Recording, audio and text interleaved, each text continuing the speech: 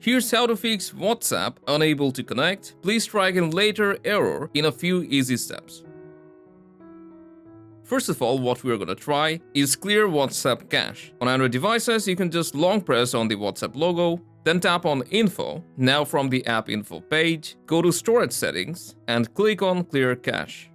After you've done that, open WhatsApp and see if you can log in. If you're still getting the error, then this can happen simply because of unstable internet. So in the next step, you'll need to check your internet speed and make sure it's not too slow.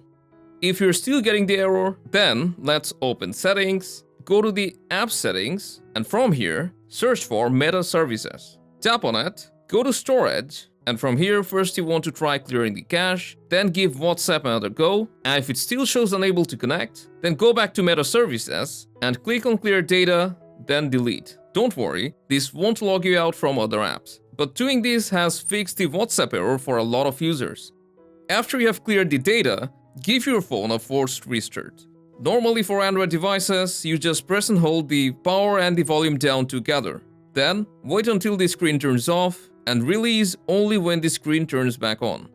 If the problem persists, then there's another fix that has worked for a lot of people, which is uninstalling all the Meta apps such as your Facebook, Messenger, Instagram, or Threads. This may sound unnecessary, but as all of these apps are linked together, doing this can really fix your issue. Just make sure you have the login credentials of all the apps. You'll also need to uninstall the WhatsApp application itself. Then with all the other Meta apps uninstalled, you can reinstall WhatsApp, and this time you'll be able to log in without any trouble.